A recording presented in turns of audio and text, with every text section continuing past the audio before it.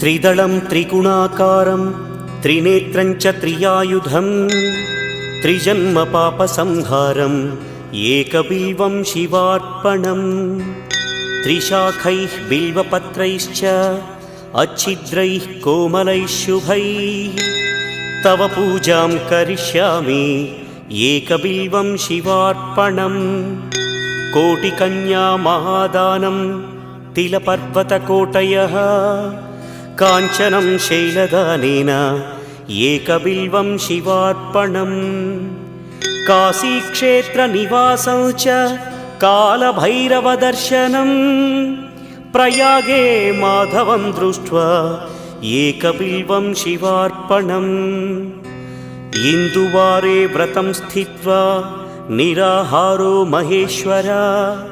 नक्तं हौष्यामि देवेश एकबिल्वं